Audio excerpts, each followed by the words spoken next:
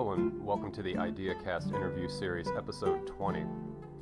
My guest today is Irawati Mayadev, and Irawati is an actress, a writer, poet, and a seeker.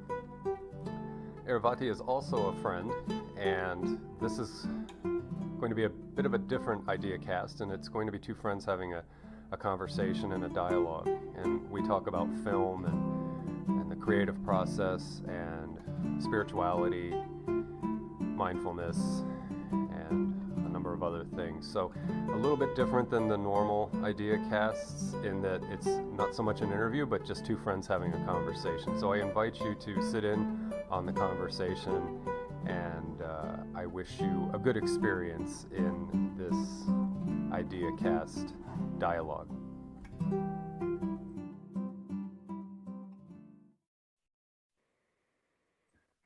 I would like to welcome Irawati to the IdeaCast interview series. I'm so glad to have you here as a friend and a guest, and looking forward to a very interesting conversation with you today. So welcome, and glad to have you here.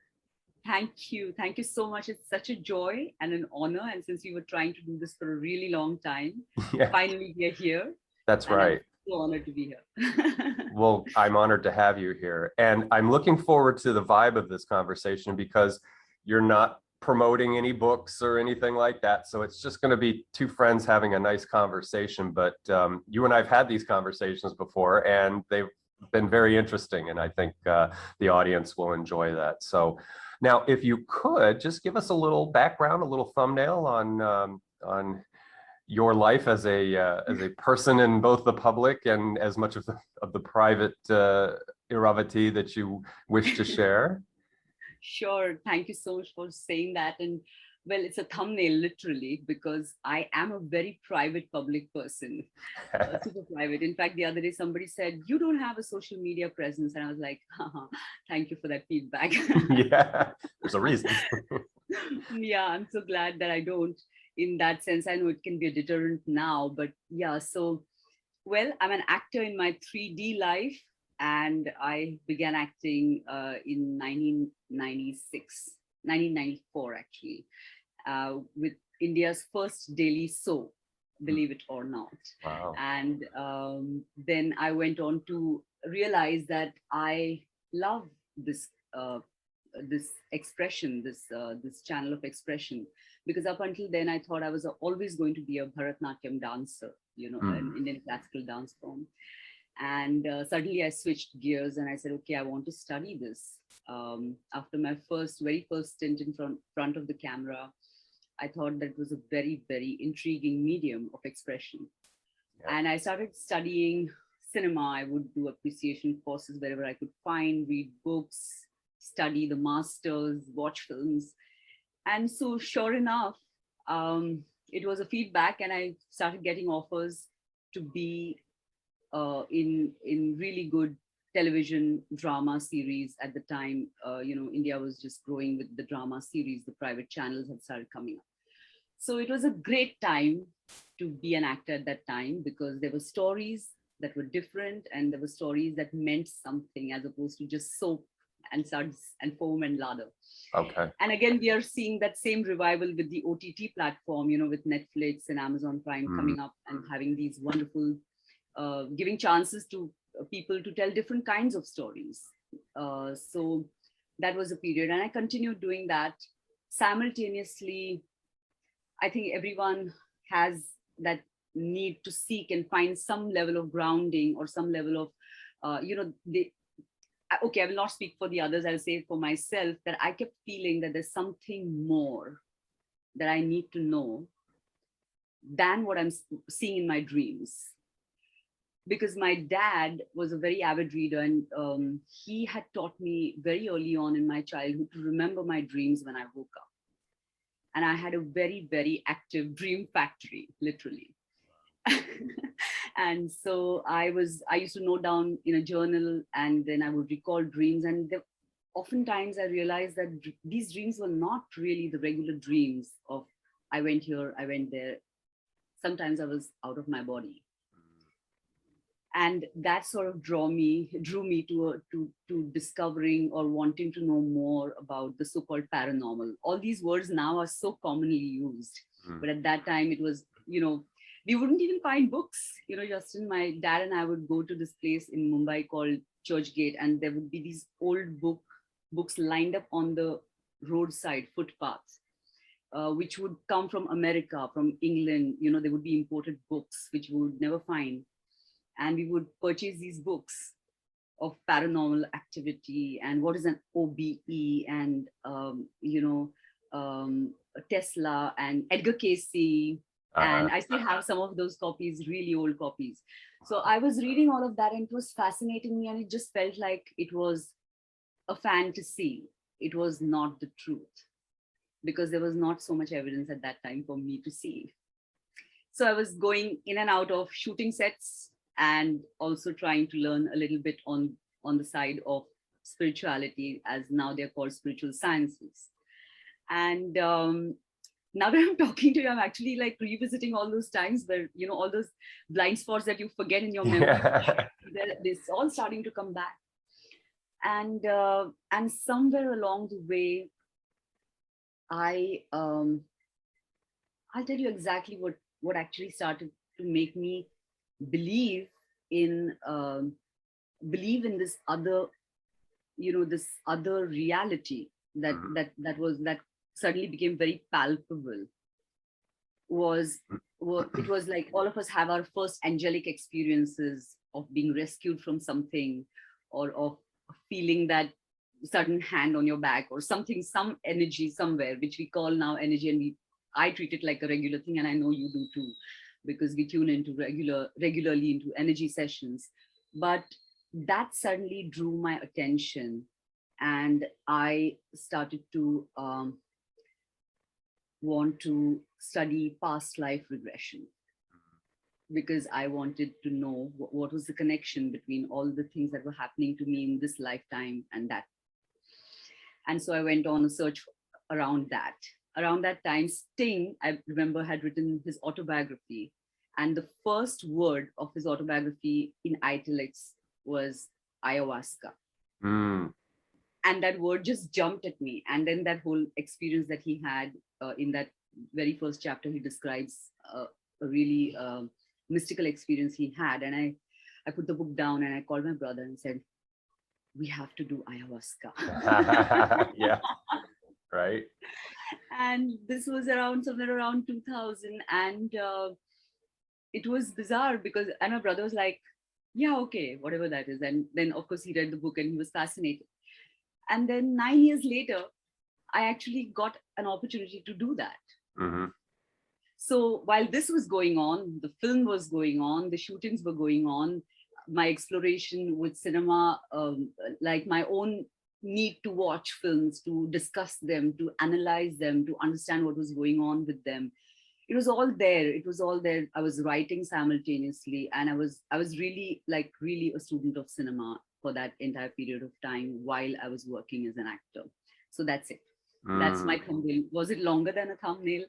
Yeah, it was a generous thumbnail, but it's an important thumbnail because we want to explore sort of intersections of this phenomena that humanity has generated, which is entertainment, film, theater, drama, comedy. I mean, it's just so part of it's I think as old as spirituality itself. I think it's just a more earthbound form of that kind of questioning of ourselves and our reality. And so, yeah, I think it's absolutely important that is the platform that you established for your interest in film. And then, so I'll take it one step further. I know your love for cinema and film, it led you in a direction of working to preserve film and specifically Indian film. And so could you touch on that a little bit? And then maybe we'll cross over and talk about the path of spiritual inquiry a little bit too. Sure, absolutely. And you said something very important. You said that, the spiritual search is as old or parallel with the need for storytelling, from different forms, right? From the cave paintings to, right. to the the papyrus rolls, to everything that we have preserved as the new modern man. I think it's all trying to say something. It's talking about history, it's talking about memory, and it's talking about story. And I think film is such a beautiful medium because it is a dynamic medium, Mm-hmm. and it's an ever growing medium. It's not restricted to a certain kind of um, execution of a film story. And Right. it's almost every person, as much as there is a difference in a spiritual experience, like every person will have a different spiritual experience, as unique as the thumbprint. Every story being told is unique from the storyteller's perspective, and the actors in it, and the way it's constructed and Mm-hmm. everything. So I feel now that film has become such an important document of the times, of the epochs, of what is going on around. So while this was going on, I happened to meet Shivendra, who's the founder director of this foundation, Film Heritage Foundation, and we got talking. And he was saying, I have this real need to sort of do something for the Indian cinematic legacy, because there's so many films in India that were lost and destroyed, or just for the lack of education, not taken care of, Mm-hmm. as opposed to the West, which Yeah. believed in keeping everything, even the oldest photograph, the letter, Yeah. properly preserved. And we don't have that because India has an oral history, a tradition. So even when, like, the guru was teaching the disciple, he would narrate it. It wasn't noted as such. It Okay. wasn't documented. So there was a oral history. So that's like a genetic thing with us. Like uh, what is the point? I'm teaching you. You repeat it, and then you teach somebody else, and we repeat Right. it. And also the belief about this is the life, this is the moment. Why do you have to worry about the future? Mm-hmm. And what's gone is gone, and the future is what you're creating. So somehow that led to a certain kind of sort of ignoring, keeping track of, documenting properly, or preserving properly the important cinematic milestones. Although Mm. there have been some who have diligently kept those aside. So, and we have a really wonderful national film archive as well. But I thought that there was a need now to sort of wake up, and for individuals to start taking care of it as well. And so Shivendra had this vision, and we got around to getting together and forming a foundation to give it a body and a systematized presence as an entity. And from there, we started working diligently, very hard, very frustrating times. And now I'm very happy to say that they're doing really well. I've taken a sort of a backseat currently because of my commitments and everything. But Mm-hmm. during that time, I was very drawn to looking at cinema as an education tool. And primarily because I have two daughters, and at that time they were really young, and I was seeing the kind of bombardment that was taking place with Cartoon Network and cartoons coming at them, and the amount of TV viewing hours were increasing and all of that. And I thought there was a need for children to understand what images are.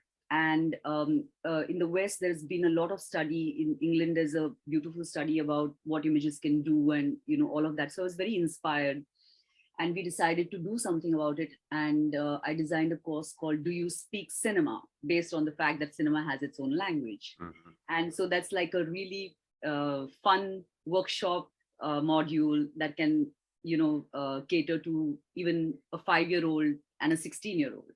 So it's a broad spectrum workshop that can be catered and trimmed according to which age group is viewing this. Right. And so we decided to do that for some time. And through that, I also realized that if English as a secondary language could get some aid through good cinematic images, and to also at the same time expose cinema to children to good cinema, they would have a wider education. Mm-hmm. So, like for instance, in India, cinema is equal to Bollywood because India is Bollywood. It's not. India has diverse cinema. Right. Every state, every region has its own regional cinema, which is the Indian cinema. Mm-hmm. And so I felt that somehow children were missing out on watching all of this. So we designed another course called Watch, Learn, Grow, where we included these beautiful cinematic excerpts and help the teacher to teach English as a secondary language. And to join what you said, I feel now where I'm sitting today, just now in this moment with you, I feel that cinema is almost like that alternate time-space continuum. It's another dimension. In the darkness, you start to open your eyes and you experience a completely different reality. And there is a certain kind of entrainment taking place, and you're associating yourself with the characters, and you're starting to get engaged with the story, and somehow recognizing that story in you. And if there's passion and you're feeling passion, and if there's rage and you're feeling that rage, so the mirror neurons are acting up, and you are fully immersed. So that's why I find that this art form is a very, very beguiling and a very dynamic art form. Absolutely.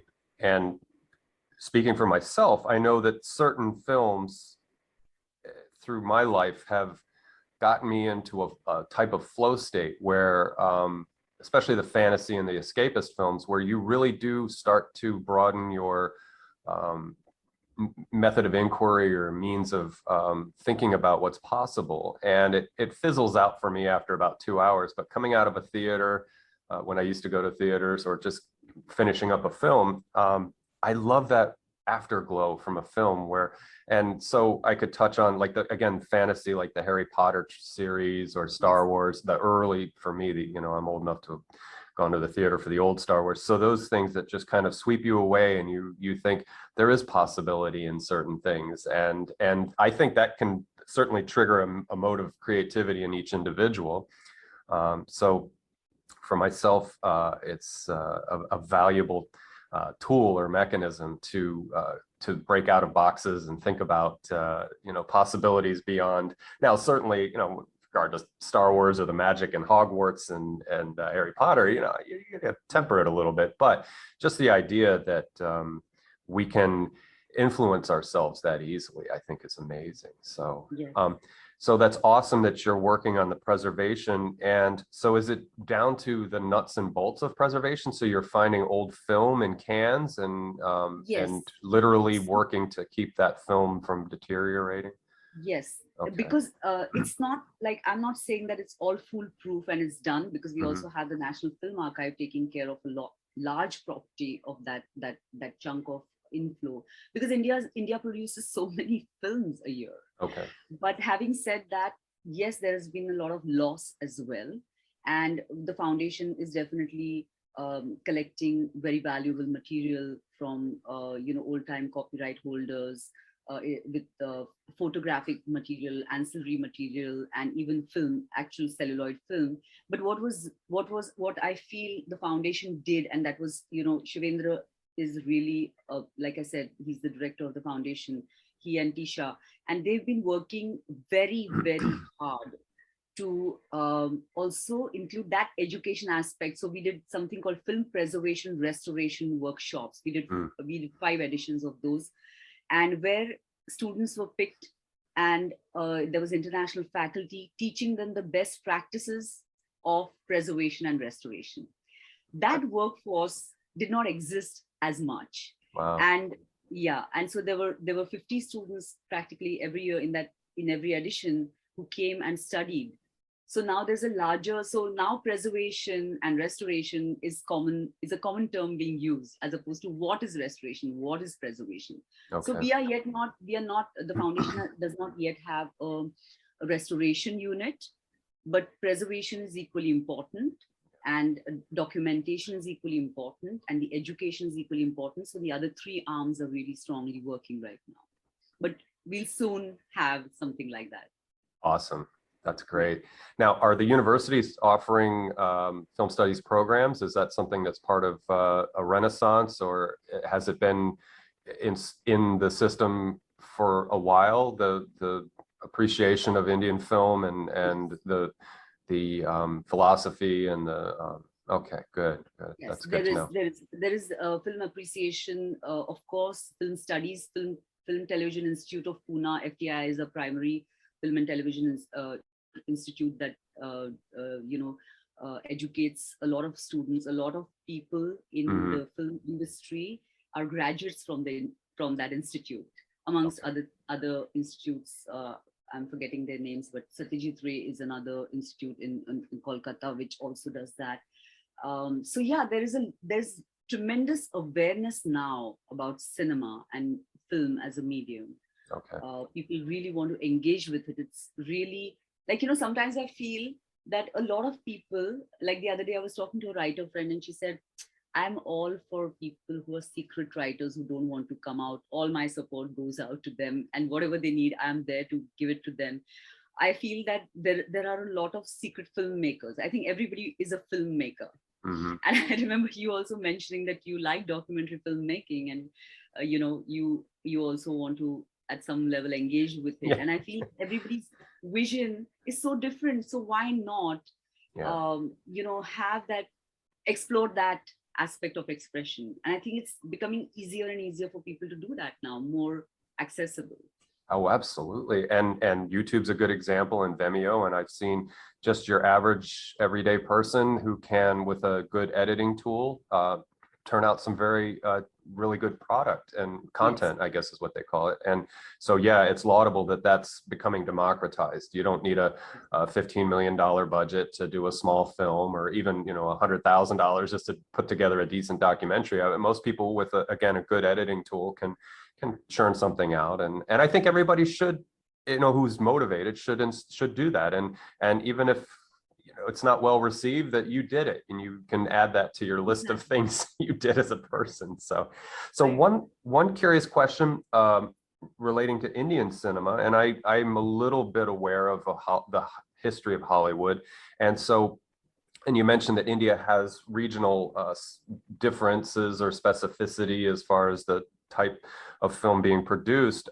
So in Hollywood, I know there was obviously the silent era, which I absolutely love. I think film without language is just another dynamic, and it engages you further, I think, and you can read the text that pops in occasionally. But I just, like, I'm a Harold Lloyd fan. I think I've got the whole Oh, everything yeah. Harold Lloyd ever did, and he's just a great actor. But anyway, so silent film, and then we went into the golden era of film in the early 30s when sound came on board, and then right up into the early 50s when documentary style film was being, or sort of the more realistic film was being made. But that sweet spot in the mid 30s through the early 40s, and of course World War II got in the way, but all those slapstick comedies, and then the films adapted from old theater productions and things like that period. So did India have a similar parallel growth line They, that yeah, Hollywood yeah. had? I'm not going to comment a lot about it because I might be historically wrong, because I don't Okay. want to misquote, because there are Well, lots of, just your impression, what you sure, just saw. like, yeah, because there are lots of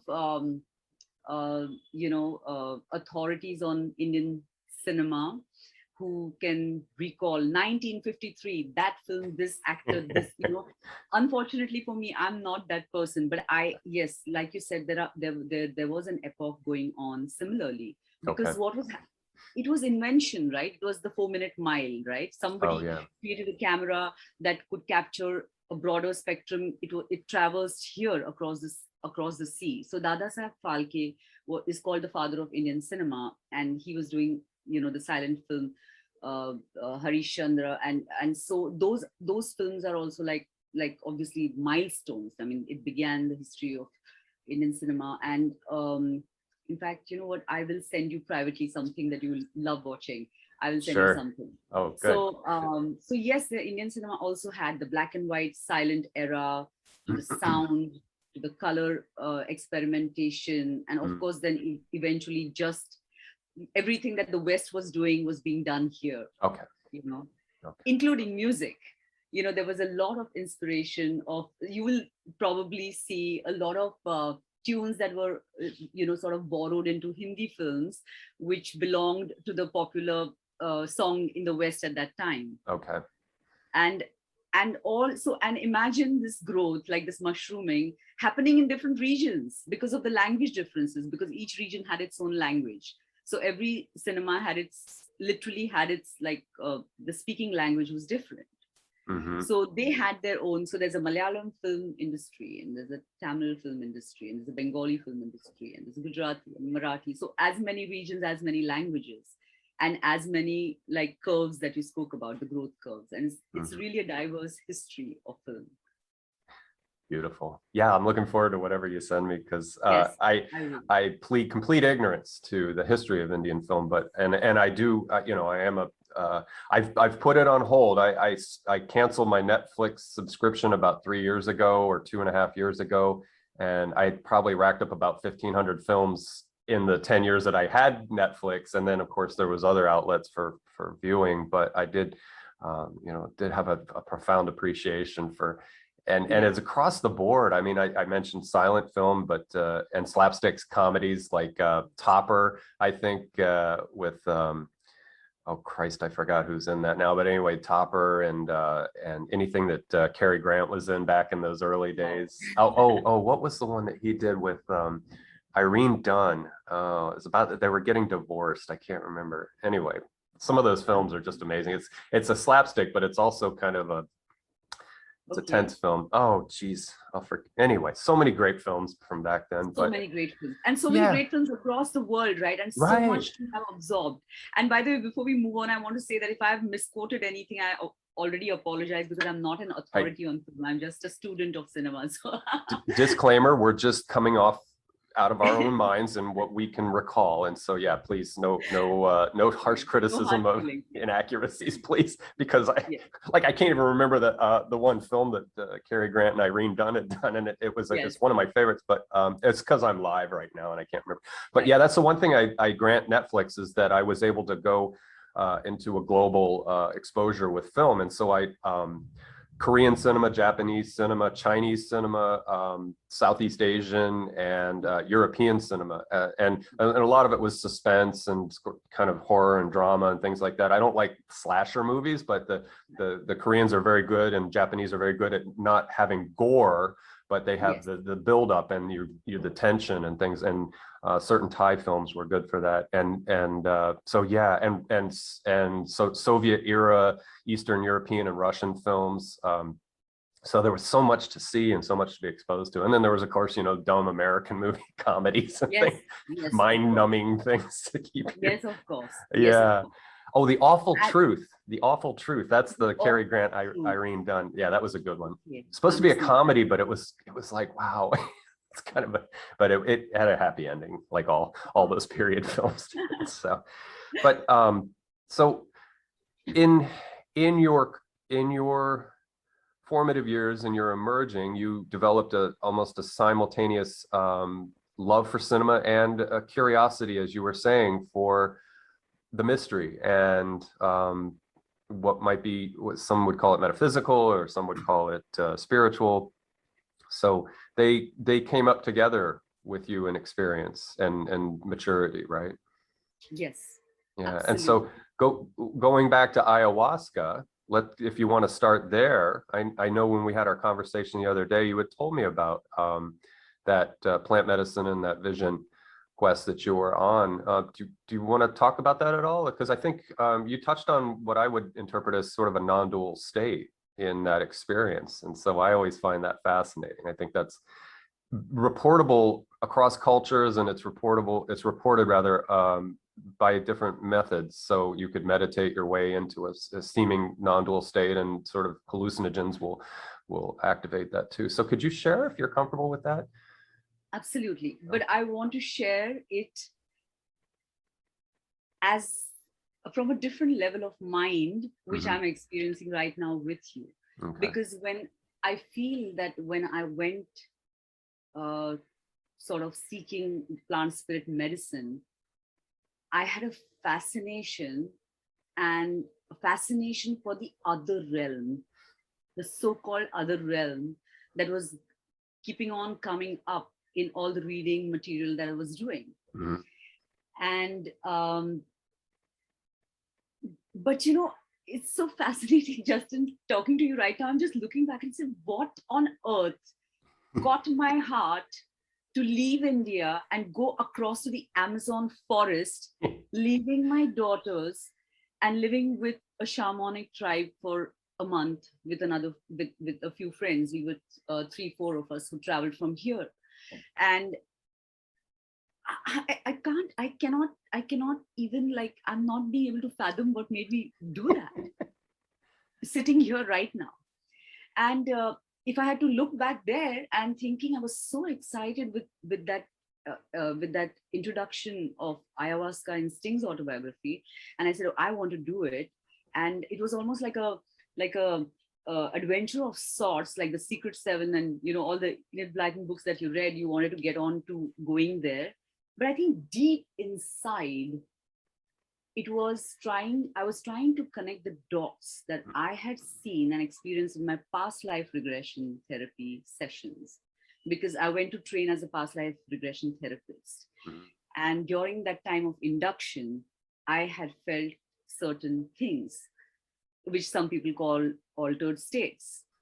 And then as I kept reading about ayahuasca more and more, because the net wasn't as wide as, we didn't have this kind of information at our fingertips at that time. So whatever was available, shamanic books, whatever one could read. And from that, looking back, I feel that I went there in search of a deep healing. Although it was masked as a journey or an adventure to explore the mystical, I think what I was really seeking was healing.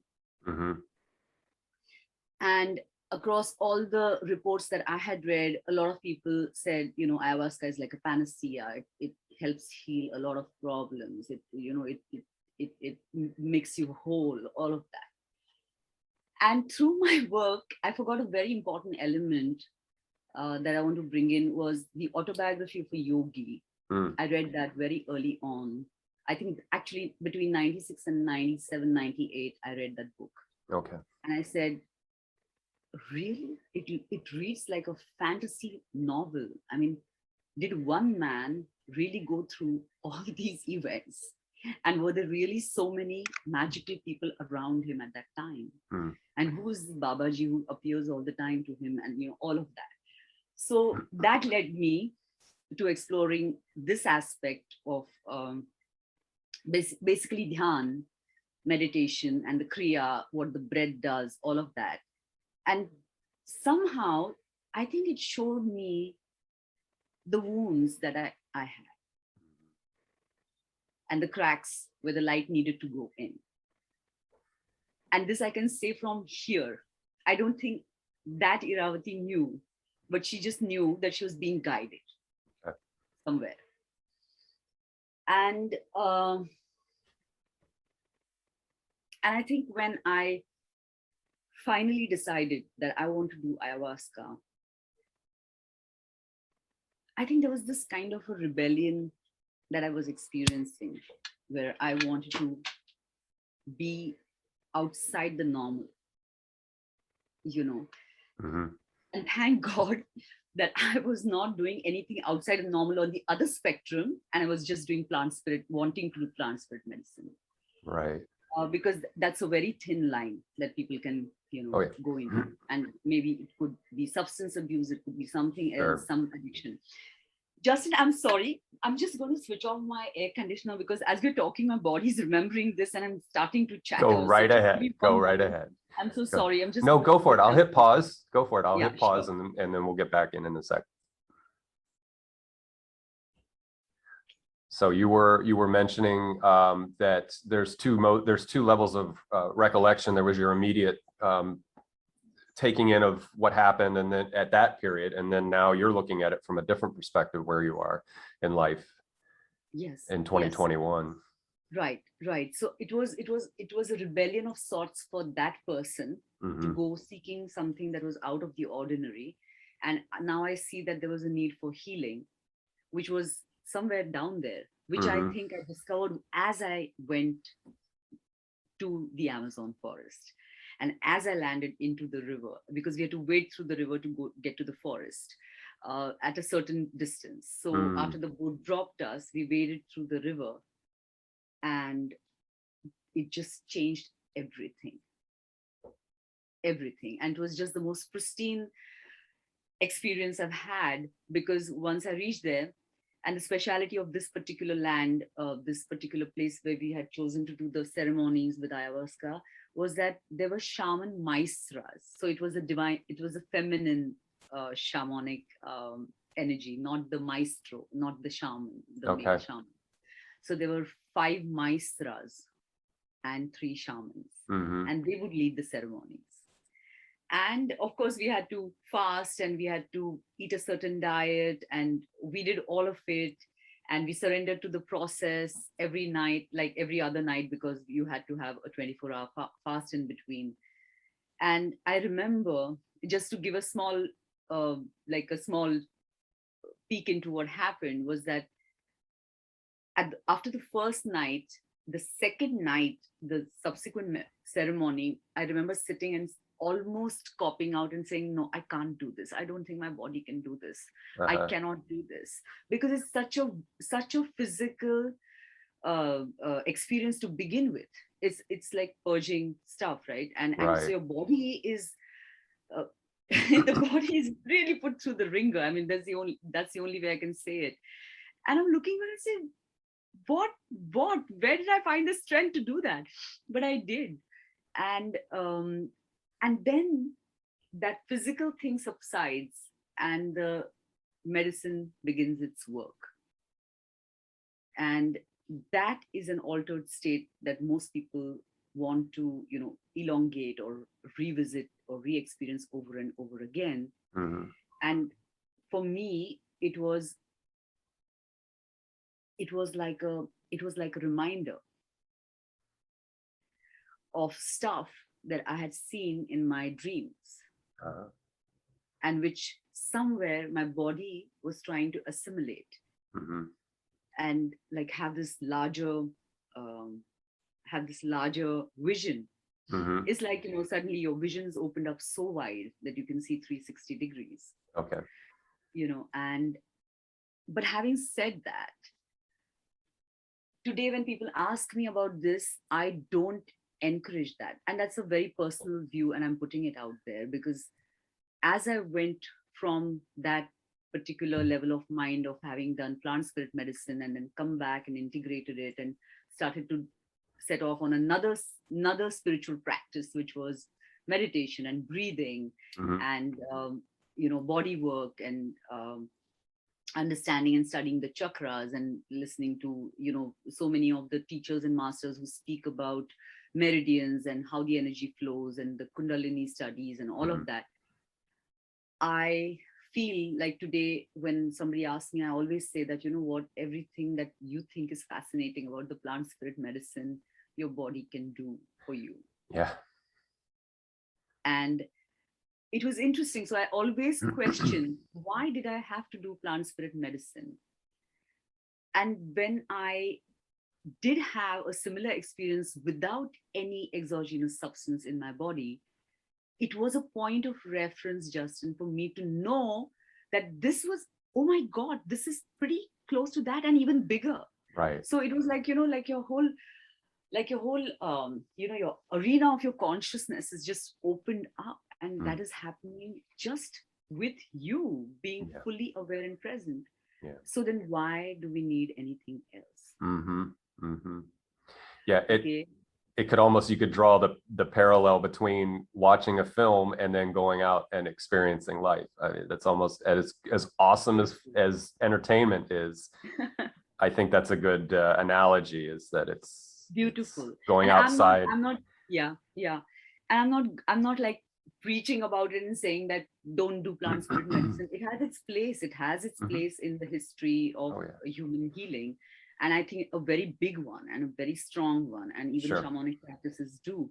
But like I said, I feel that sometimes people just are curious. Like when I was doing past life regression therapy, people would come to me to do therapy for, and I'm not judging them, but I used to always be very intrigued by why they came. It wasn't about healing, but they would want to know who was my mother in my last life, So it's all basic. It's very basic. So they think that this is a kind of a quick answer situation, and not to integrate the lessons of that lifetime or to understand what is it that I need to work on today, maybe with my mother or with my husband, who is now showing up so in a certain way with whatever vocabulary they have. Right. Similarly, I feel that a lot of people who come and talk to me are fascinated because it's a chemical that will take them to an altered state.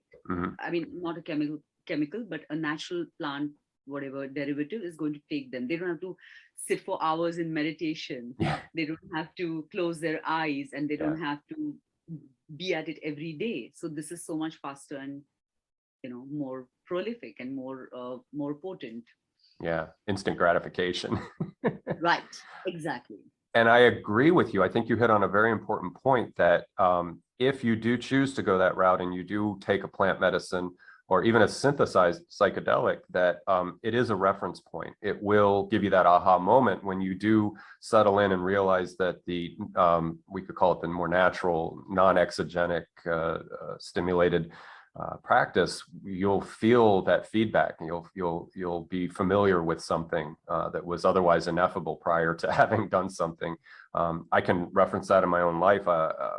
I never had a breakthrough with DMT. I've eaten a lot of mushrooms, but in smaller doses, and I did have a really strong LSD experience once, and that was enough for me to not want to do strong, detaching, dissociative kind of hallucinogenic experiences. Although if I could go back 30 years, I would do a breakthrough DMT, either 5-MeO or a very, very strong, I think Terence McKenna said 5 grams was a hero dose. So I would have done that if I had known that the breakthrough would have happened. But in having done what I did, and again, it was all very much, manageable doses, I guess, in terms of staying grounded in reality. I felt the empathic response, and that was good for me because in the childhood I had and so forth, I had a propensity to lean into being very confrontational and sociopathic and have a disregard for, I was never mean to anybody, but I could just be cold and dead inside. And so that brought that back because I am an empath by nature. So I give psychedelics that, I grant them that they were able to help me with that. And then when I did have my first really amazing experience just through meditation alone, it was far greater than anything I'd ever done with either LSD or mushrooms or anything like that. So it was, I have a very similar, I'm leading up to sort of echoing what you're saying, that they're a good place to begin if you are curious, but know that you can also, because I wasn't even trying to have a profound experience in the meditation. I'd gone to a workshop. It was the very first meditation, and it just completely blew me out of the water. And I wasn't trying. I was not even a good meditator. It was only a few years ago, 6 years ago or thereabouts, and just had this most incredible, beautiful, transcendent experience. I wasn't looking for it. And I was like, okay, I guess this is a good thing, because it was so much more beautiful than any psychedelic. Because there were times with low dose LSD and non-breakthrough doses of mushrooms where I was still seeing things and stuff, but I felt so much love and connection and empathy and a connection with life and so forth. But I knew it was synthetic, and I knew it was sort of a forced experience. And but this wasn't. This was endogenous, and it was something going on within me. And so anyway, for anyone listening, that's I'm certainly backing up what you're saying, and I'm the same way. I would never recommend psychedelics to anybody. If somebody has taken had one experience, then I'll share what I know and say, well, yeah, just caveat, consumer, just be careful, because like you said, curiosity can get you in trouble. And I certainly experimented with other recreational substances, and it's a fun waste of time. That's how I would sum up all of that, and it's very dangerous. There's baggage attached to a lot of that stuff, so you have to, be very, very cautious. And it's interesting you're saying this, because just to in closing, I would like to say about this particular topic is that strangely, I have never done any recreational stuff, it was just this and then the 5-MeO DMT, which is both naturally occurring. And I felt that they were powerful, but I wish that I had the level of understanding and the awareness or the power of inquiry then to be able to integrate what information I was getting, because there was Mm. such tremendous information coming at me at Mm-hmm. such rapid speed that I couldn't integrate it. And it was just buzzing about and just flying away. And Uh-huh.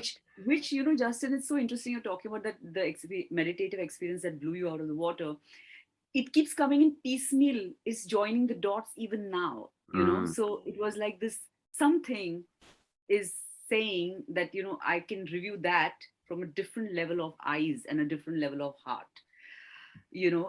And so that is how I'm accepting, and I'm giving myself a clean sheet about doing plant medicine. Okay, Yeah. not that I'm guilty about it. I mean, it was wonderful, it was an Yeah. experience, but at the same time, I feel that I could have saved my body some trouble. um, uh, and I feel the most important thing is that on journeys like this, where you are doing plant spirit medicine, you must make sure that the guide that you have is very spiritually sound. Mm. And we were really fortunate to have those maestras with us, because that, to me, like when I look at them and I think of them, I think that was mastery, Yeah. because they were sitting in the darkness watching our energy bodies, and they knew exactly what was going on, and they would come crawling and they would help us, and they Mm. knew exactly what was going on Mm-hmm. at that time. To me, that is mastery, Yeah. you know. Yeah. Like that is that life, whole life spent in the forest, listening to the forest and being one with spirit. That is all that there was for them, Yeah. you know. Yeah, that's a good way to perhaps wrap it up, is that having a good keeper and a good grounded person. I've seen videos of people doing 5-MeO, and they were they weren't being kept or supervised well, and it was I'm sure it was a very traumatic experience. And it's shattering to begin with, to have your ego dissolve, you know, and a lot of people aren't ready for that. But and I've come close to full ego dissolution, and it's upsetting and it's bizarre, and but if you're not being kept well and nurtured and all of that, then yeah. So that's a good way to perhaps move on to the next subject. Yes, yes, Do your absolutely. research, do your homework, get Yes. with people who are in the right place, in the right space for that kind of thing. But again, I think, you know, short of saying people should do it, I think given that impact it does have on the ego and the self narrative, and it's I always love to think of that. There's a guy here in the States, and it probably is worldwide, but he's the dog whisperer guy, and he's Cesar Millan. And Yes. so when he's working with the dog, he goes like that, and the dog breaks out of its thing. You know, it's off on some tangent. I Yes. always think Yes. of that for ego check. You know, you're just being you, and you've got this big story about who you are, and you're so important, you're gorgeous, and you know, you're wealthy. You know, but that thing is like Cesar Millan going, you know, snaps you out of it, and you're like, oh Love shit, that. I'm meaningless. I'm nobody. You know? I Thank you. love that example. Yeah. So I love the I Cesar bow Millan. down. I bow Yeah. down to you. Yes. Yeah, and people can do, and I've done it. You can do much more dramatic ways to have that Caesar moment where your whole life falls apart, and I've done that to myself too, and it's very, I don't recommend that either. So anyway, but yeah, I think, and there is a psychedelic renaissance going on in the world, and I think that speaks to a general curiosity that people want more than the superficiality of life's as it's being played out now, with consumerism and instant gratification and sort of shallow, again, egoic living. And so I think that speaks to something that hopefully will evolve and mature into something more grounded and I don't want to say meaningful, because that is a meaningful, what, you know, the plant medicine and the curiosity is definitely meaningful, and it's a first step. So anyway, but thank you for sharing that, though, because I think and you were ahead of the curve. You were doing that a while back. And I did all of my stuff back in the 80s and the 90s when I was young and stupid. I haven't done anything psychedelic in probably almost 30 years. So I got it over with when I was a teenager in my early 20s. You're done with it. Yeah. Yeah. Yeah. And I don't regret any of it, because I was sensible. I did the one mind-blowing LSD trip one time. And unfortunately I did it when I was in high school, and I was in school, Oh, wow. and I left. I just couldn't handle it. I had to go, but it was scary and fun at the same time, because everything was just, there was no more reality. It was just and anyway, but so yeah, caveat to the user there, just be careful. So when that happened, there was probably a evolutionary, you were talking about breath, and so where did you go from that stage in your quest, your journey? So actually, post that, like I also mentioned to you privately that yes, I did have a 5-MeO DMT experience as well, and that was probably the most difficult for me to integrate, because that was just 15 minutes of rapid information which I just could not fathom. And I think that sort of propelled me into experiencing or wanting to experience what breath does, because that was for me a journey which was entirely, I could sustain it only because I was breathing differently, and I didn't know where it came from. I didn't know where the breath came from. And so looking back, it was like the shaman turned to me and said, "Oh my God, you've had an unconditional love experience." I was like, "What?" So I mean, and I just looked at him and I was like, I mean, I know I love everything right now, but that is not what it is. Like, I cannot even quantify it in those words. And thank you for saying it, but no. And so he said, "Do you want to say something?" So I said, "I just returned from hyperspace." That's all I could say. I had no understanding of what was going on.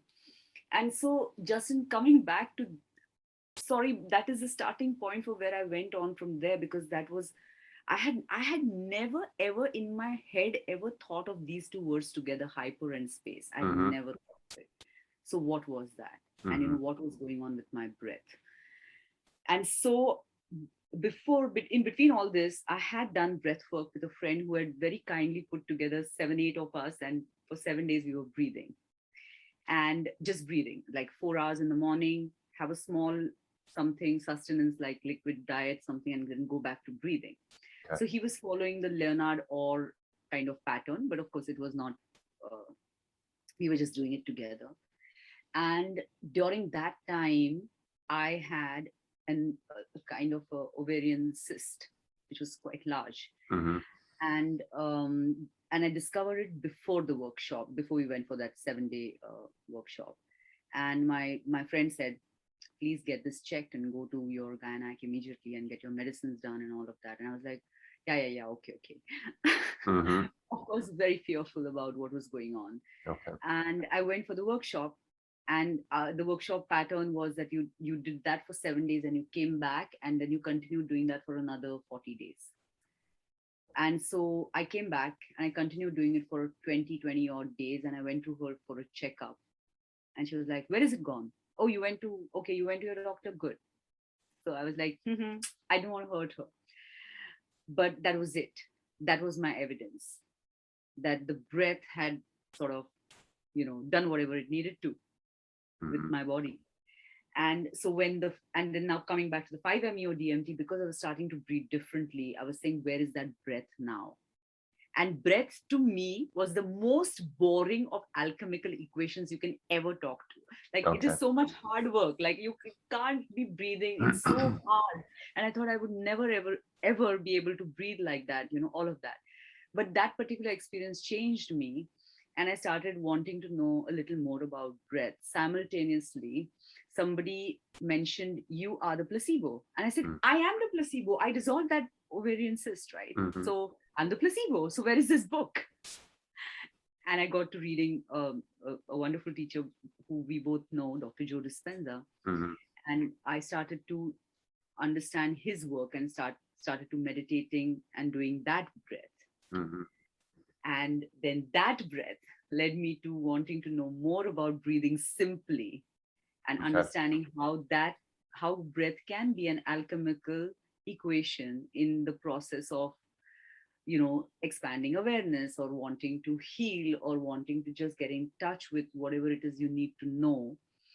And that led me to finding another group which was meeting in the desert of Mexico at the beginning of this, the COVID times, just the beginning, January. And I went there and I stayed in the desert and breathed for a month.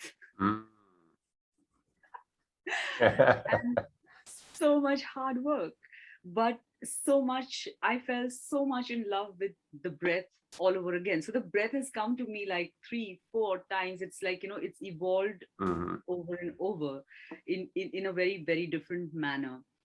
And a very small, very sweet story I want to tell you. So when I was preparing to go to the desert and I was doing my breathing practices, I would often go to this garden nearby, and I would sit there with my headphones and breathe and do my walking meditation and come back and sit and breathe. And, I would do this alternate do a walking meditation, breathe, and walking meditation and breathe. So one time, one lady came and she started talking to me. And she was waving the phone at me. So I said, I'm just in the process of finishing my walking meditation. So she said, I want to talk to you. So I thought that maybe she wants a photograph with me, because it's a normal thing. Like, can I get a selfie or, whatever. So I look at my ego. You were talking about the ego. Yeah. And something like this. Yes. Yeah. Look at my ego. My ego was like, oh God, she wants a photograph. Yeah. I'm not going to abandon my meditation. So I finished my 2 rounds. And then I said, yes, how can I help you? And she said, I've been watching you for the past 1 week and you do something very different. What is it that you put on your eyes and you're breathing, and then you're walking and you're breathing, and I've never seen anyone sit so straight and still, and I want to know what you're doing. I said, okay. I said, I will tell you on condition that you will do what I tell you. I don't know why I said that. So she said, of course, that's why I'm asking you. So I said, okay. And she was an elderly, very, very wonderful, vibrant lady. And she said, okay, tell me why. So I said, you tell me why you felt like talking to me. So she said, I have a condition. I have very high diabetes, and I'm not being able to get my dental work done because of the inflammation. So I said, sure. I said, why don't you try this? So I gave her a small, pattern of breathing every day. And I said, do this every day on the hour and do it for 7 days, and let's see what happens. And I'll meet you in the garden 7 days later. And she took down my number. And then that's the time I realized she has no idea that I'm an actor, which was so liberating and so happy that she was not talking to me as somebody. So it was wonderful. And then 4 days later, she sends me a message, almost like the message, I could see the energy in the message, saying, you will not believe. I went and checked my sugar. My sugar's normal and I can go to the dentist. And it's only 4 days. Nice. I said, fabulous. I said, fantastic. So, that was the other sign that it was just something, a bonus sign that the universe gave me to go and do the breath work in Mexico. Yeah. You had an impact on someone. Yes. Yeah. And it wasn't even like, it was so sweetly done. And she's such a sweet lady. She's still in contact with me, and she had no idea who I was. And to me, I thought that was the most magical part of this meeting. Just 2 human beings talking. Yeah. It was not a somebody or anybody. No, it was information being exchanged. It was just the breath connecting us, the breath connecting us. Sure. It was so beautiful. And the meditation connecting us. So. Yeah. As somebody who likes the idea of, and we talked about this in our conversation last week about idealism or a universality to consciousness, that you were having that conversation as essentially like you would internal dialogue. And this is speculative, of course, and I'm just putting this out as an idea to add to what the beautiful experience and the exchange you had, is I'd like to interpret that as just being this internal dialogue. And so you, seemingly 2 different persons, worked something out, and you worked through a situation. And so you were there, you were participating, and she was there and she was participating. But it is sort of a, if we go back to a non-dual or a oneness kind of thinking, that, you worked something out internally, but through the means of 2 people. It sounds weird, but I love that. I just love the idea of, again, and we've talked about this, and we could go into this too, but the oneness kind of thing, and that can be interpreted a number of different ways. So I'll say that and I'm a bit of a reductionist, so I take it down that it's just all mind and it's all consciousness, and so there are really no barriers other than what we perceive to be barriers. And anyway, so that you're helping her was just elevating the well-being of humanity. And humanity, again, we are obviously physically all different, and emotionally and psychically all different, psychologically different. But I always use the analogy that we're Homo sapiens. We are one species of animal, and there is no breaking it up. There are no subspecies. We're in our own. It's called a monotypic species. There's only one thing. The closest thing we get to is Pan-troglodytes, which is chimpanzees. That's a tribe. So I mean, we're there. We're it. And I use that as an analogy to ground out that we are a consciousness, and you can interpret that any way you want, but that's how I kind of reckon with things. I love that. Yeah. And I love how you frame this particular experience, because now I was still seeing it in a dual way of another woman, another person, and you framed it so beautifully. It was just maybe her and me, and me and her in that reflection, as me and me, Right. Because like Rumi says, there is no other. There is the other. There is no other, right? So, right. And I think respect should be paid to the fact that you are two separate individuals. I mean, it's undeniable, and I think that's essential for us to have that narrative, or that position, because it is how we function. If we all sat, I mean, here's the opposite extreme. If we all became little gurus and we were like, oh, we're all one, and of course you hear that all the time, the hippie aphorisms and the new age claims and all that. But there's still a dualism built into that. But so if we all did acknowledge that, we probably wouldn't get much done. So it's good that we're different, we're separate, and culturally diverse and gender diverse and all this kind of stuff, because that's experience, and that's how we, that's how things move. That is how the story is so interesting. Otherwise, imagine understanding anything and everything that's happening around here, right? Right. Having to walk the mountain, or go to wherever, or go do the thing, or be in debt, or pay that loan, or buy that bicycle, whatever it is. It would be such a boring story. It were not there to engage our consciousness, or even to evolve as in whatever way. Like I feel that, like my daughters they come to me and say, Mama, can you say one full sentence without oxytocin, evolution, consciousness, and soul? Yeah, right. All Can that you talk jibber to us jabber. in normal way? And I always say that, okay, so this exam was not good, and this happened to you. So what is it that you can do better next time? That's your evolution. So they said, stop right there. Yeah. I just did badly, and I just want you to know. I said, okay, fine, I'm hearing it. So that Caesar does that. My ego is like, I love that. Yeah, it's a good quick visual reference for when we want to check ourselves. And it's good to do little checks as opposed to letting it all build up for a big check, and then it stings a little bit.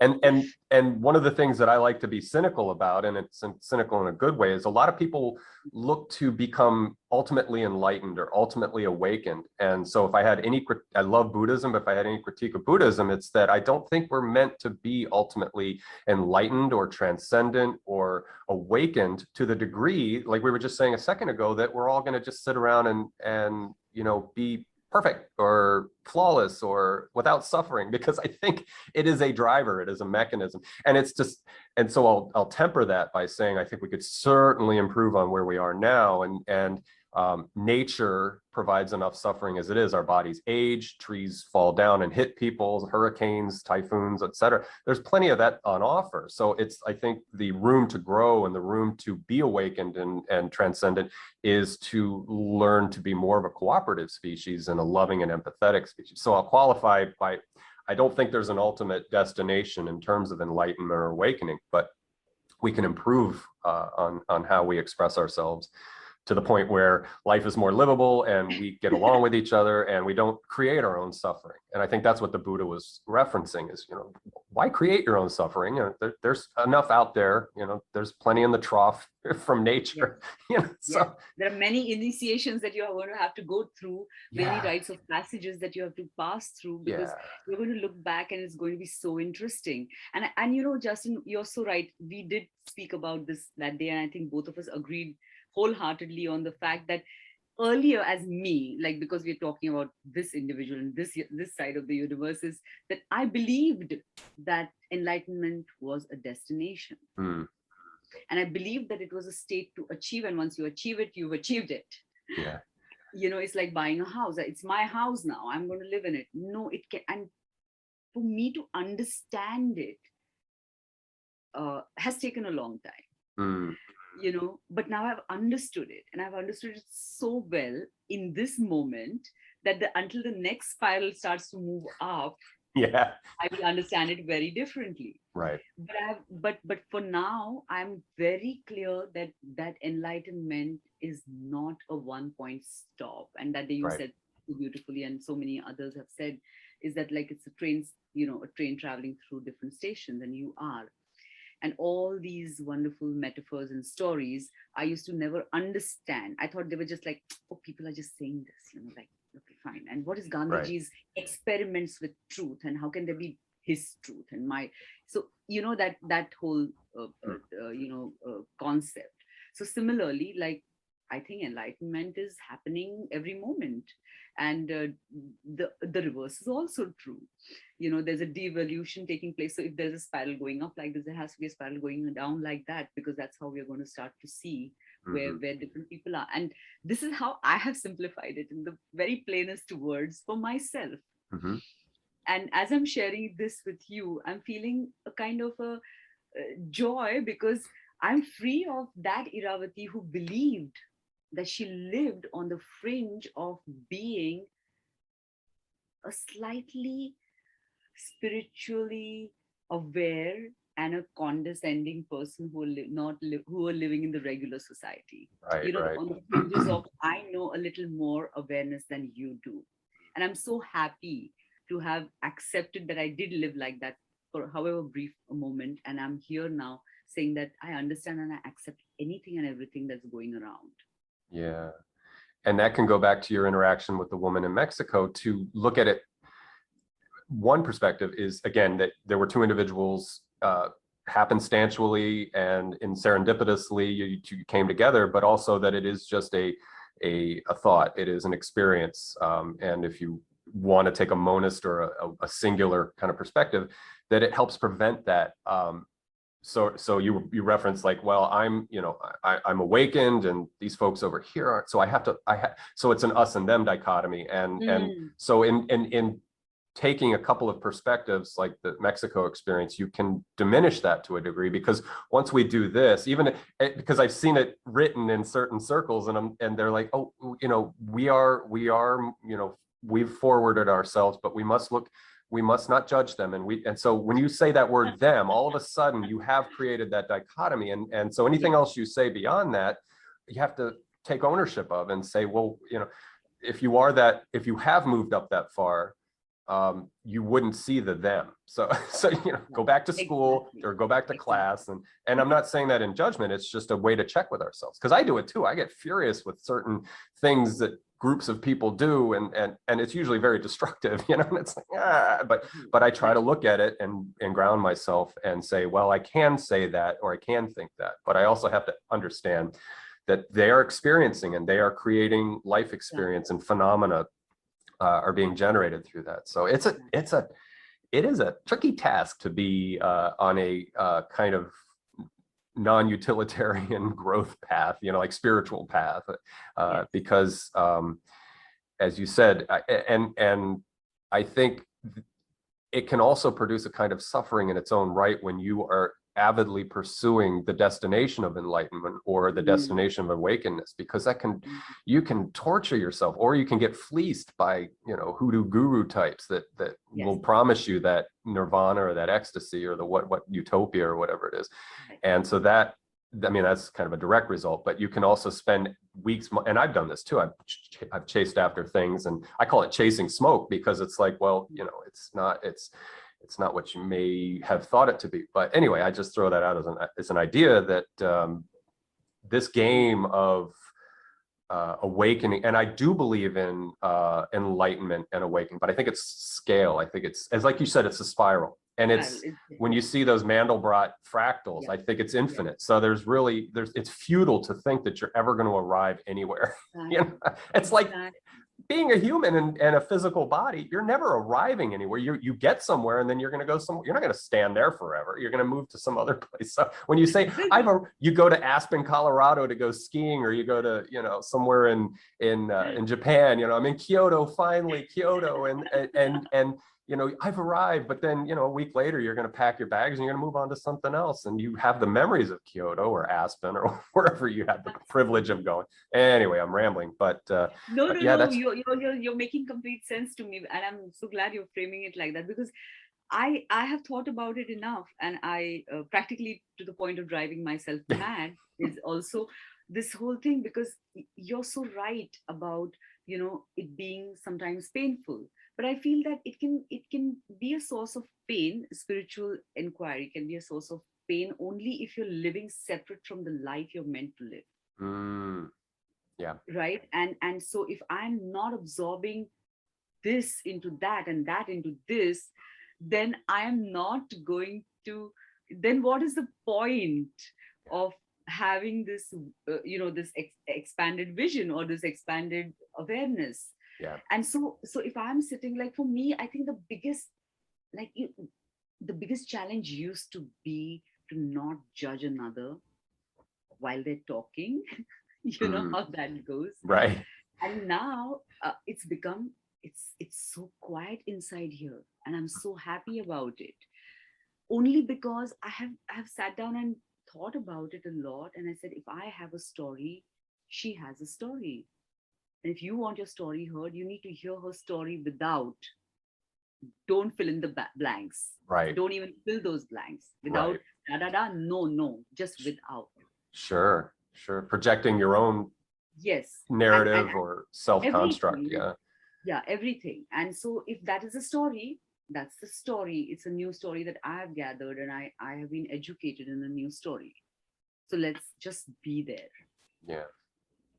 You know, and so when I listen to my girls, and I listen to Rohit, my husband, and, you know, my immediate family, and it is now a source of curiosity and wonder that I listen to them with, as opposed to earlier when it would, I'm telling you, Justin, some people can already trigger you, like even when they're 5 kilometers away from you, before they're coming, right? Your like stomach is knotted, and you folded your hands, and you're sitting like, everything's prepared by the body for you. So I worked on breaking that first. Then I drove myself nuts thinking about this whole separatist attitude about this enlightenment destination and spirituality and life, and how can it be melded? And I'm an actor, and I'm pretending my profession is about acquiring someone I'm not. Yeah. And I said, wow, what a gift. Can you not bring that in your meditation? Yeah. Like, why can't I pretend the vision who I want to be? You're an actor, you should know that by now. You should be able to smell it. Yeah, and that's something I did want to bring up with you, is because you are familiar with the craft, you are an actor, and I think that's a head start for some people, because you are aware, you have the salience for, I am portraying a person. And I think a lot of us get so lost in our own, I don't like to use the word ego as often, but I say like the self-narrative, the construct of who we are. And Jung would call it the persona. It is what you project out to the world. And I think, and you can answer to this, that actors can be more aware of how that works, because you have to become somebody for 3 months or a month while you're on a shoot. And then you come back to being yourself. And it's been argued that some actors haven't come back from method acting. I know a few, like the guy that Val Kilmer played Jim Morrison in The Doors, and it was speculated that he kind of got a little too deep into Jim Morrison. So, I mean, there's that, but I think it's a gift or an offering presented to people who get into the theater arts to understand what that process is. And then sharing that with others is a gift too, because you know, and I think you touched on something so valuable, and we could we could have a whole nother conversation on not living the life you're meant to live. And that brings up the sense of free will. And so we've been conditioned in a number of ways to believe we have a free will. Religion teaches that to an extent, because you're held responsible for your misdeeds and your sins and your bad actions. And that implies it's an implicit sense of free will that you're given. And also media and advertising tell you, oh, you're this rugged individualist and you have this destiny that you're going to create for yourself. And I think some of that is woven into who you are, and you do make choices. But I think ultimately, and depending on your belief system, that you are an experiential creature, a person having life experience, and maybe it's not all you. Maybe it is. Again, I'm going to go back to universal mind and say, maybe this mind is curious and it is exploring, it's experiencing through you. And if you start shifting those stories because of your persona, your ego, that conflict will arise. And so I think you can feel that tension. So anyway, going back to acting, I mean, that strikes me that that's a good opportunity for, in fact, maybe children could learn that. There's so many things we could teach children in school, right? Like to understand things like this and even mindfulness and things. So anyway, but so did you find that in acting that you were becoming aware that there are characters, that are roles that beyond when there's no shooting going on? Yes, but it's interesting you're saying that, because like I said earlier, and again, I'm saying this by saying that I'm not an authority on acting either. And I still get excited watching a wonderful actor come on alive in a film or on stage. And I'm always very curious about the newness they keep in what they're getting in. And like I have my favorites, and I have my points of worship also, in terms of who my actor heroes are. And so when I see that, and when I see my own work, I'm fascinated with method. I'm fascinated with method because of the kind of work that came out of there. But unfortunately or fortunately, in India, that level of method is just about arriving now, where we were given that kind of opportunity to do. But yes, there have been extremely, like, really fabulous actors in India who drink the craft and eat the craft, and they talk the craft and they sleep the craft. Right. But at the same time, I think the opportunity that the Western world had in terms of allowing actors to explore that method, or have that leeway. Okay, fine, you're going to be a rock star, then you're going to be just like doing guitar lessons for the next 3 months or 4 months, and you're going to sing, and you're going to be able to do that whole mic thing and jump and do that kind of stuff. That kind of a wonderful leeway did not exist as much for us in India. Okay. It's now people are awakening, and there are a lot of wonderful actors who choose method. But in my own particular case, I have always had a very clear understanding that I am moving into a character's mind, and I'm telling that character's story with the aid of my director. Okay. And I am going to be the vessel for that. As opposed to, and yes, there is a certain level of method involved, because there is a particular kind of talk that might happen through this character. Or there's like the last one I did was a biopic, and it was about a really wonderful couple, and the lady she's etched in people's memories, so I could not go wrong with that. Okay. It was a very fine line to pick that and take that, because she was a very strong female force in his life, feminine force in his life. And so she had to be a certain way, because she was documented. We knew how she was, and how she talked, and how she looked, and how she walked, and her immediate relations are still around to say that, oh, she behaved like this, or she said that. And so it was a very fine line. So when I experienced that, I realized that there is a certain level of emptying that you have to do, which is what we have to do in a meditation as well. We have to empty who we know we are, right? To be able to get there. So that is a flow state, in front of the camera, or to rehearse, or to read the script and start preparing. For me, the preparation is the most exciting part of a character, because then that's the time you're doing the research, you're informing yourself, and you're building all those, patterns of what the character is doing. And when finally that prep is so good that when the camera comes on and the director's setting up the scene in a particular way, you're there.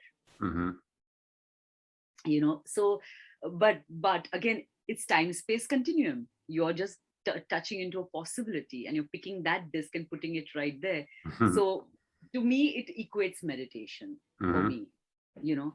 And then one day I said, why is it so tough for me to understand that I can just be nobody? You're an actor, you need to know how to be a nobody as well. Yeah. Yeah. So, you know, I brought that into this. So, you know how the waters are never separate, like the waters of life are just like, they're just going here and there. And I think that's the most beautiful way I have experienced the newness of my life. You know, my life is the same, but there is something new about it. Fluid. And there's nothing great happening in my life right now. Like, there's nothing that I can share and scream and talk about, but I'm so happy. I'm just like, I'm watching every day. It's so new. Yeah. And you opened up a perfectly timed door there, because we've been about an hour and 10 minutes, and before, oh, I know, you get into these, and you know what, we'll have other conversations. I'll bring you back so we can keep talking. But before we close out this segment, this conversation, and we can take as much time as we want, I want, you say you don't want to have much going on right now, but you and I talked the other day about writing and poetry and things like that, and creative process. So let's cover that a little bit, and then we can call this chapter 1, and we'll come back together at some point, and we'll have another discussion, because I think these are, because a lot of times what I do is an interview, and so this is a conversation. I'm not necessarily interviewing. I'm getting your thoughts and sharing a little bit back. And so let's talk about writing for a moment. And specifically, I know you told me that you will require that you write a little bit every day, or maybe a couple of periods during the week, and then also that you like poetry. So share with us a little bit about that and the writing process. I love that. Oh, thank you for bringing that up, because I am a very shy writer, and I'm a very private writer too. And so I discovered writing very early on in I think in my college life, and I started writing for myself, basically. You know how everyone wants to keep a journal and diary and stuff like that. And my dad used to be a diary writer, so he was a diarist. So I took it up from him, and I would maintain a diary for quite some years. And then I discovered journal writing, and I said, oh wow, this is different. And Anainin, and you know, all that whole epoch of writing journals. So that happened, and then I wrote a story for a short film, with and collaborated with a friend, and it got published, in the sense of it actually got made into a short story series. So that was fun. So I said, okay, so I have a write. And my mom used to always tell me, she said, Ira, you must write, because I've been told, when you were a little baby, I've been told that she will write. So I was like, Mama, it's not happening. I'm not, like, look at everybody else, you know, and I'm an avid reader, right? I have specific writers who I love and adore and follow.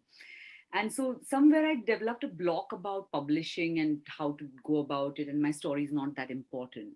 That's the time, actually, Justin, I dropped in and I said, you know what, this is interesting for me to examine, and let me just write for myself. And I came across Julia Cameron and The Artist's Way, and her morning pages, which was such a liberating thing for me to do. And so from there on, I picked that up, and I started doing morning pages for a very long time. And of course, with shoots and schedules, it stopped at some point. But I know that every time I go back, and that practice has actually helped me do what I'm currently doing, which is write every day, no matter what. Okay. And so I feel that writing every day, no matter what, is giving me certain poems at some point and something to express. And of course, poems are always a magical appearance, right? They're not like, I don't remember constructing a poem. It just comes, and it comes in such a flow. Right. And so I feel that it's almost like going to the gym and working your muscles to keep you strong. So that's the writing practice. And then come to the poetry, and it comes alive. So I know that you were very supportive, and you said that, you know, you should consider doing this into a book form, and so many of my friends have said it. But yeah, I'm sort of garnering courage post this interview and through this interview to do it. But so poetry is very, very dear to me, because I feel that it's just like someone great has said that. I'm forgetting the name, but they said that it's the soul talking, it's the heart talking. So I feel that it's like that beautiful feather from the universal mind, coming down. Yeah, yeah. Yes. I had an interesting thought pop into my head so I'm seeing vulnerability in your sharing, and so you're feeling the vulnerability of sharing, but in a way to look at that is that you're sharing not only the poetry or the writing, but the vulnerability of I'm putting myself out here to do this, that you would generate courage from others. So, and then maybe you'll get that feedback. So that just kind of popped into my head when you were saying, I'm like, well, if she's feeling that in that holding it a little closer to you and maybe questioning, should I let this go? And of course you have to have prudence there. You have to say, well, this is what I'm comfortable at this stage. But I also think that the reciprocity, what will come back to you on that is courage, because other people will see, and if they're sensitive and they're aware, and I don't mean that in a judgmental sense, of like, if they can feel what you're writing, then they'll know, that'll be palpable to them, and they'll say, my God, Ira was sharing herself here, and I feel that, and what a gift. And so that'll encourage courage back, I think. So so basically I'm prodding you, but not in an active way, but you got it absolutely right. It is the courage. It is the courage, absolutely. And it is my core, like, it is something that, like, I'm telling you, I can encourage anyone. Tomorrow I can talk to you for 10 minutes and prep you up and inspire you to do whatever you need to do. But it's this person here, what is going on? Got to get the mirror out. Correct. Exactly. And earlier it would be a source of criticism, that critical voice that divides us so many times and takes away the peace in the night. But now I'm accepting of the fact that I'm vulnerable around writing. And I'm so happy you said that exact word. Yeah, I'm vulnerable and I'm proud of it. Yeah. Of being vulnerable. I'm accepting of the vulnerability and I'm not criticizing myself for it. Sure. Fragmenting, sorry.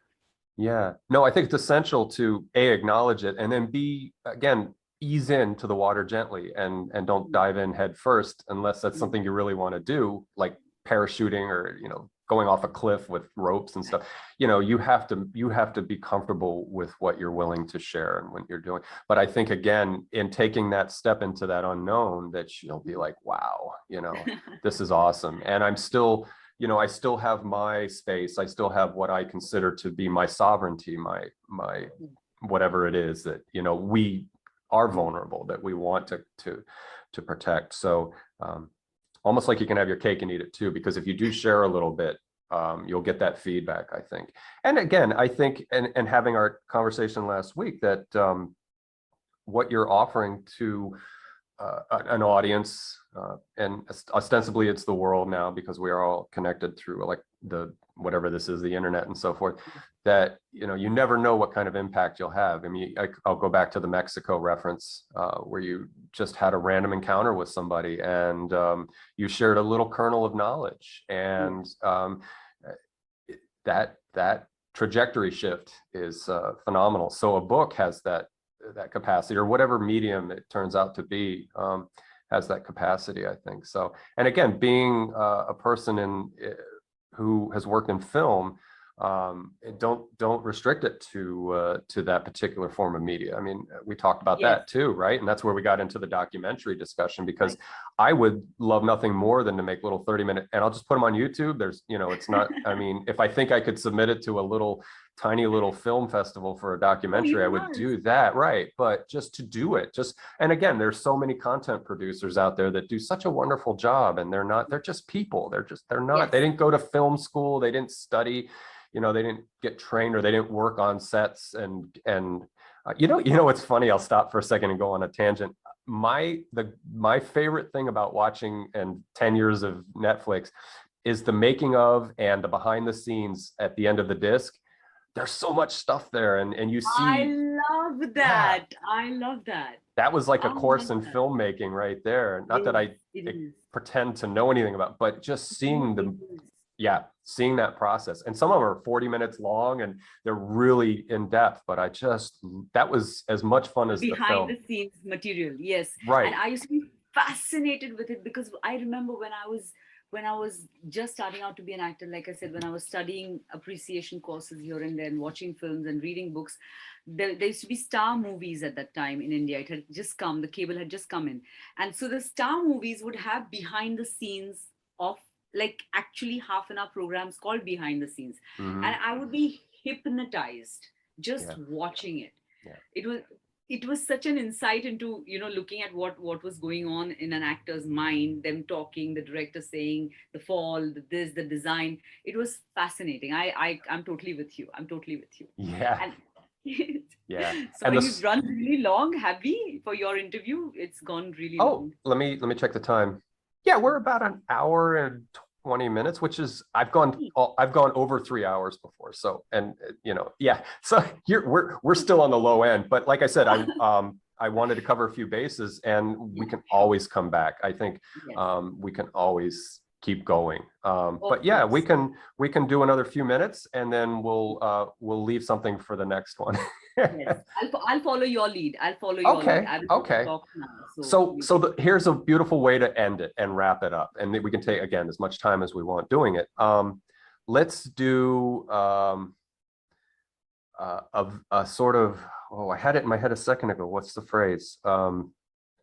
Intention, and a visualization exercise for you and for myself, for what creative process would you love to see unfold in another year, 2 years? There's no time, so much, it's not an urgent thing, but so writing and documentaries and film and a love for history. What would you love to see that bold, adventurous expression of you take that leap of faith and produce? And just, you can even just make something up, but just something that your imagination is, let a little of that out of the barn, and just what would be a really exciting and scary thing for you to do in the next couple of years?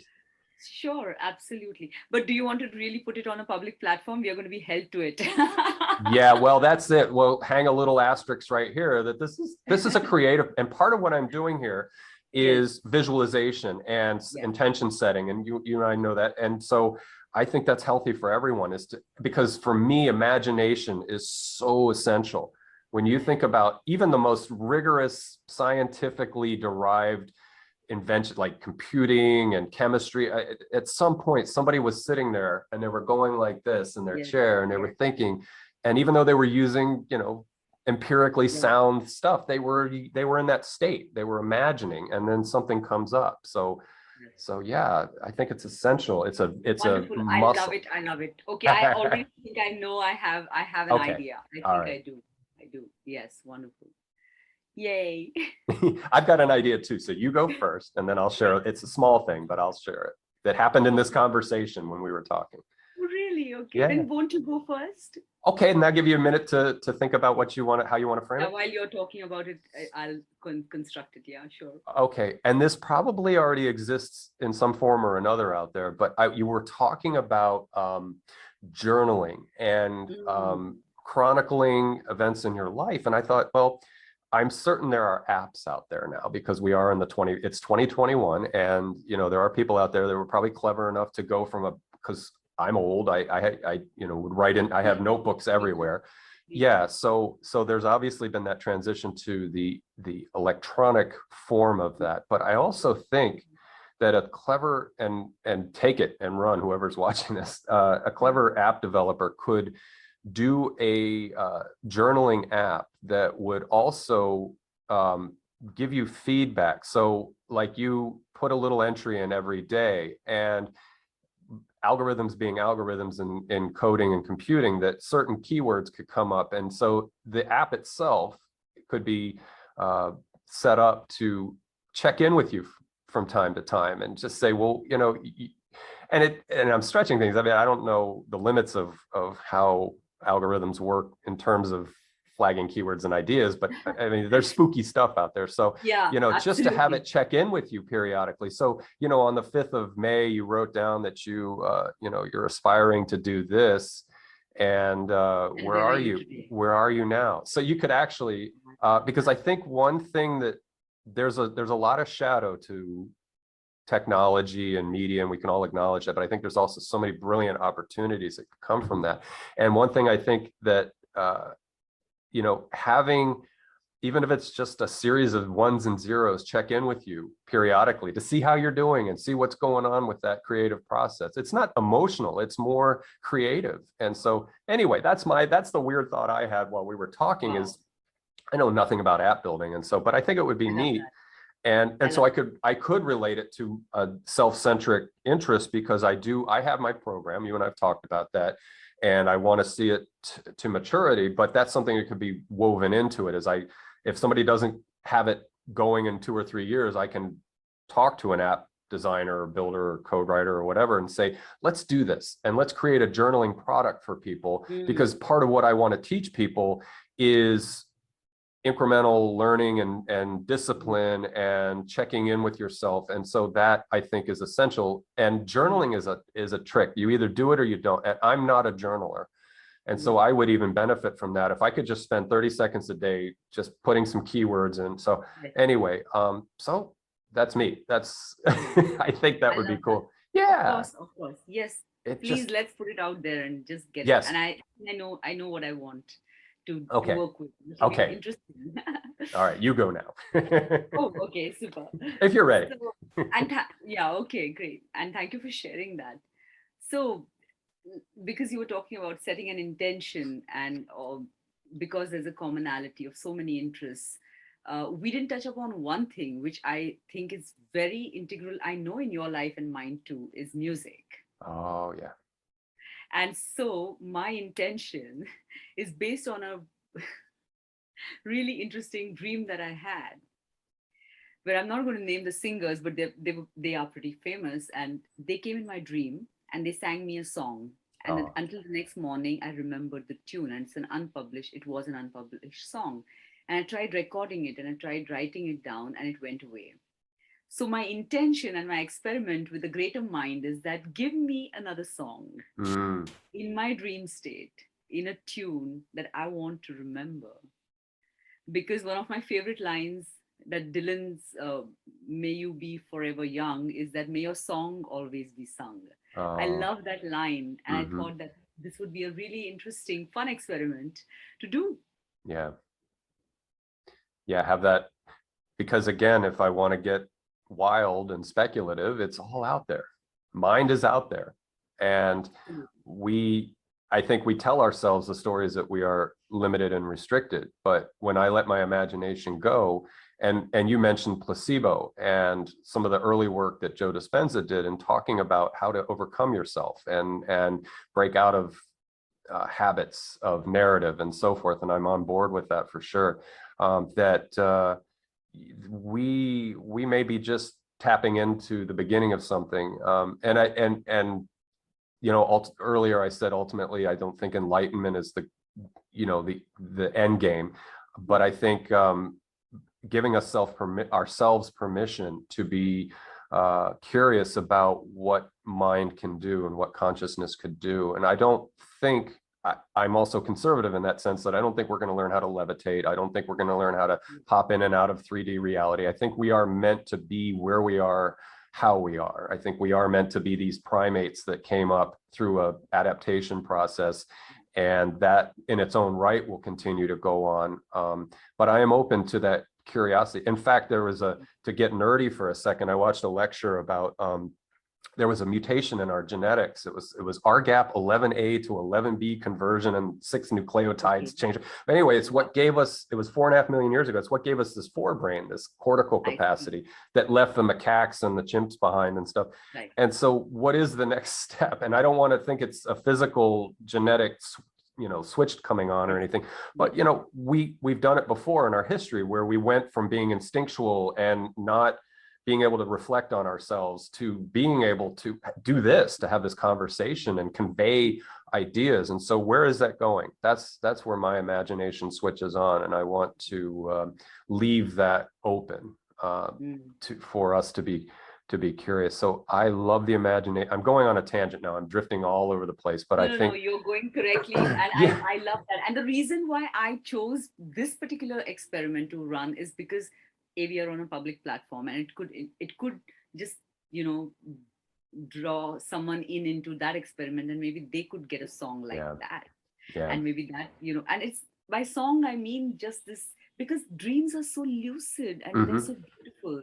And you know, Justin, just before we go, I was just wanting to say I love how you conducted this conversation. And you know, there's so much like childlike glee, and there's this curiosity that you have, and it's so infectious. And just this morning I was sitting and writing in my journal that, have I lost awe and wonder? And I've been working on it. You know, I've been really working on being awestruck by the simplest things and wonder about it, because I think I stopped doing that in the interim during this whole COVID time. We were all locked in, right? And I just wanted to bring that, and I see that in you. And for me, it's such an important reflection, you know, because that was what I had intended for today. So oh, that's beautiful. Oh, well, thank you so much. Well, thank you. I'm glad that my being curious has that can be reflected, because I think I can put one other thought onto it, and that is that, and you hit the nail on the head, like with the COVID scenario and us being forced to focus on like a sort of tighter focus on things that relate to the struggle of life, or the drama of life, if you will. And I think if a person can find themselves retreating in a healthy way to just be more of an observer of what's going on, and less emotionally attached and less self-attached, that vacuum can be filled by curiosity and the imagination. So if you can let go of some of the attachment to, and it's not, it's like a spectrum. So you're dialing things out a little bit. You're not dropping anything entirely. So you still have to be engaged, but you know, especially again, be salient about you know, what's going on now.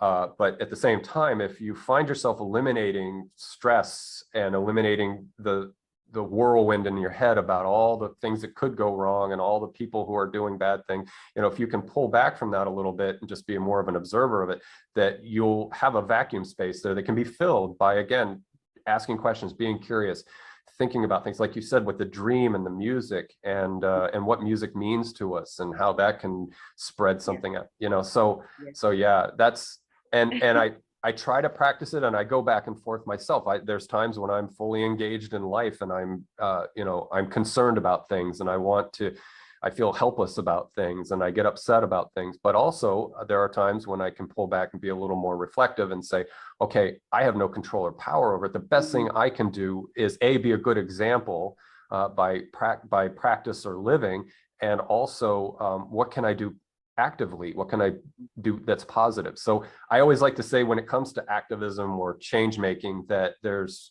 solution oriented, and then there's more conflict oriented. And conflict oriented is okay because it gives us an opportunity to watch that unfold, and arguments are being made. But there's also solution oriented, which, you know, people are just sort of more passive or mentally trying to work through something and say, well, how, you know, because there are intractable things going on in the world. There's cultural stuff, there's gender things, so a lot of things to work with. And so you know, and it's in our nature to be active and want, you know, whatever it is. And so anyway, but yeah, I think being curious and being solution oriented, or imagination oriented, I guess, that's for me. And no, and just this childlike awe, as if you're looking at everything as if you're looking at it for the first time, you know, to be able to have that newness of a child. You know, it is such a lost quality. I mean, I'm saying particularly for myself, and that is what was brought to my awareness these past few months, and I've been working at it. Okay. Because otherwise everything's so the same repetition, and everything's the same, right? And so what you're saying is true, and that does bring us to be more solution oriented, because there's so many possibilities when you're looking at it anew. Because because you can debate and you can argue and you can point things, you know, you can do that, and we all do it, and it's part of who we are. But I think, you know, to generate progress and to get out of ruts and stalemates and so forth, that's important. And I also think it comes down to the individual. So we tend to align with groups and so forth like that, and that's good too. But to have your individuality in a, I love the idea of non-attachment, right? So loosening a grip or loosening an apprehension of something is going to be so freeing, and that it allows you that space to then have greater awareness of what's going on. And so you'll be less invested in perhaps the emotional aspect of something, or the drama aspect of something. So that's what I aspire to, is just is to, I call it loosening the apprehension. And a lot of the wisdom traditions teach that. It's like, let go, just surrender, and don't become so attached. So anyway, but yes. Well, that's, again, I've started a project, and that's what I want to help folks with. And it's not miracles, it's not anything supernatural, it's just grounded in an idea. You know, simplicity is so deceptive. Like, we want complexity. We want that really amazing story to think about and keep our minds engaged. But then there's, when you can be in simplicity and take things down to elemental states, that it's like, holy crap, this is just as profound as the complexity. So it's like the breath, right? People, like, I shied away from it because it was not complex. What are you telling me? How just is that breathe? Only that, like, what are you saying? It's like chewing food, you know? Right, that's right. So yeah, exactly, I know. But yeah, simplicity is the key for a lot of things. I think so. Staring us in the eye, you know, over and over now. So yeah, absolutely, absolutely. Well, Irawati, it has been a beautiful conversation. This is part one. We'll give it a little time for this one to get out in the world and do its thing. And we'll come back and we'll talk some more. And we can talk about the same things. We'll just come at it from different angles. With a different level of mind. Yeah. And that's the nice thing. If we wait 6 months, then perspectives might be a little bit different, and we can share a little bit more. But I really appreciate this conversation, because, again, it was a conversation. And so I wasn't asking you questions and, you know, what's going on, and, you know, it was a dialogue. I love that. Yes. And I think that's really wonderful. So, and the way I can get this out and get it some light is, it will be people that we know in groups that we know. So it'll have traction, and it'll hopefully be entertaining. And so, to those of you still watching with us and viewing with us, I thank you very much for coming along the ride and listening. I hope there were good takeaways for you, and I appreciate your time and coming out to the end of this conversation and this dialogue with us. So, Irawati, thank you so much. And I'll say goodbye to you after we stop recording, but I appreciate your presence and your mind and your conversation and your personality, and what we've created here in the way of this conversation. Oh my God, I love this. Yeah. I'm feeling so wonderful and so light, and I'm honored to be here, really. And you call me anytime, I'll be there. Okay. Well, like I said, we'll give it a little time to pass, and then we'll check in, and then we'll do another one. We'll have another conversation. Absolutely. All right. So again, YouTubers, thank you so much for your attendance and your viewership. Much appreciated. And we'll see you in the next one. Take care.